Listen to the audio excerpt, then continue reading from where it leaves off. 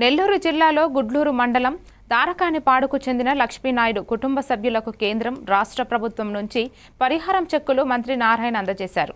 ఈ కార్యక్రమంలో మంత్రి మాట్లాడుతూ లక్ష్మీనాయుడు హత్య దారుణం పునరావృతం కాకుండా తగిన చర్యలు తీసుకోవాలని అధికారులను సూచించారు. కుటుంబ సభ్యులు మరియు స్థానికులు ఈ సహాయాన్ని స్వీకరిస్తూ కృతజ్ఞతలు తెలిపారు. ఎవరైతే చనిపోయారో వారు చనిపోయిన లక్ష్మీనాయుడు యొక్క వైఫ్ సుజాత, ఆగిద్దరు పిల్లలు, 4 సంవత్సరాల పాప, 2 సంవత్సరాల పాప. ముఖ్యమంత్రి గారు స్పందించి కమిటీ వేశారు. అటు హోమ్ మినిస్టర్ గారితోనూ, నాతోనూ, మరియు శ్రీనివాస్ అని జనసేన నుంచి, అదేవిధంగా బీజేపీ నుంచి పోయి డిస్కస్ చేయడం జరిగింది.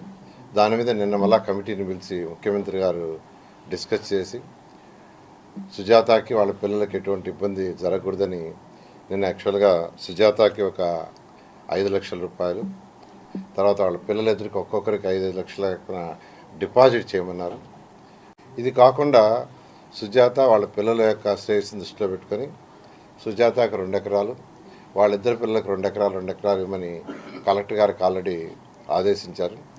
అదేవిధంగా ఎవరైతే వెన్నుపూస డ్యామేజ్ అయ్యి దెబ్బతిన్నారో వారికి 5 లక్షలతోటే ఒక 4 ఎకరాలు ఇచ్చే విధంగా, ఈ విధంగా యాక్చువల్గా వారి కుటుంబాన్ని ఆదుకునే విధంగా, వీటన్నిటికంటే ముఖ్యంగా ఏంటంటే ఫాస్ట్ ట్రాక్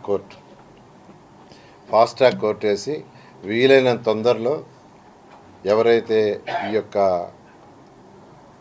ఇష్యూలో ఇన్వాల్వ్ అయ్యాడు హరిచంద్ర ప్రసాద్, అతనికి సపోర్ట్ చేసిన అందరినీ శిక్షించాలని ఫాస్ట్ ట్రాక్ కోర్టుని ఏర్పాటు చేయడం జరిగింది.